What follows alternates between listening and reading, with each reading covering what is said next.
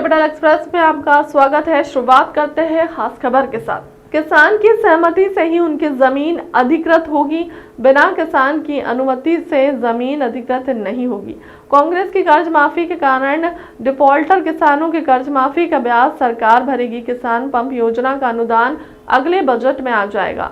गन्ना किसानों का बकाया मिल मालिकों से बात कर वापस कराएंगे, जिससे जले हुए ट्रांसफार्मर को जल्द से जल्द बदलवाएंगे। नहरों की मरम्मत कर टेल एंड व्यवस्थित पानी पहुंचाएंगे। ओवरलोड ट्रांसफार्मर के साथ अतिरिक्त ट्रांसफार्मर रखने की व्यवस्था करेंगे। पीएम किसान सम्मान निधि और मुख्यमंत्री किसान कल्याण निधि योजना में बचे हुए किसानों के नाम जोड़ेंगे। राजस्व के और बिजली बिल निराकरण के शिविर लगाए जाएंगे। जमीन क्रय करने के बाद शीघ्र नामांतरण को व्यवस्था सुनिश्चित करेंगे। फिर एक बात मैंने पहले ही कही है कि एक सरकार बीच में आई थी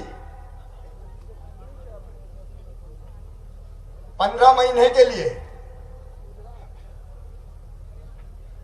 और कई वादे करके आई थी, वादे पूरे नहीं हुए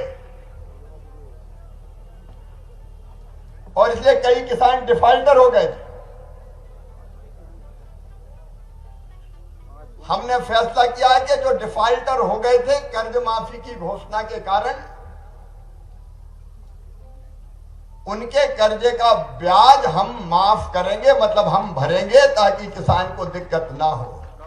जिन गरीब किसानों ने कई वर्षों से रेवेन्यू की जमीन पे कब्जा करके खेती की है, बरसों हो गए, कई पीढ़ियां निकल गई, वो जमीन उनके नाम नहीं है।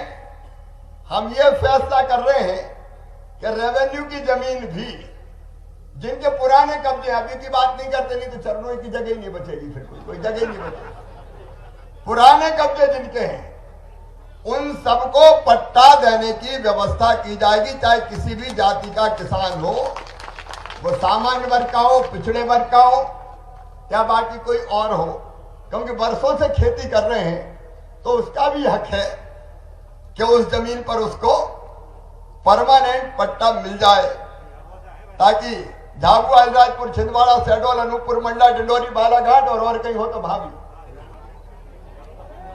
आपके बीच आया हूं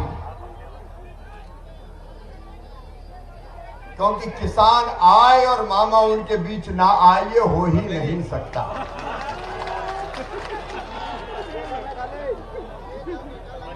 और इसे हमने तय किया, किसान भाई और बहनों की समस्याओं को समझना तो हमारा कर्तव्य है। ऐसा थोड़ी है कि किसान यहाँ नारे लगाते रहे और मैं और कहीं निकल जाऊं। और इसलिए मैंने तय किया कि पहले मैं किसान बहनों भाइयों के बीच जाऊंगा और आपके बीच आया हूं तो आपके प्रति प्रेम और श्रद्धा मन में रख के आया हूं और इस भाव के साथ आया हूं कि जो भी जायज समस्याएं किसानों की होगी वो पूरा करने में कोई कोर कसर नहीं छोड़ेंगे। जितने भी राजस्व से संबंधित मामले हैं उन सब मामलों में पंचायत बार फिर से शिविर लगा के शिविर में ही आपकी समस्या का समाधान करेंगे, ताकि तहसील में और बाकी जगह किसान को चक्कर ना काटना पड़े।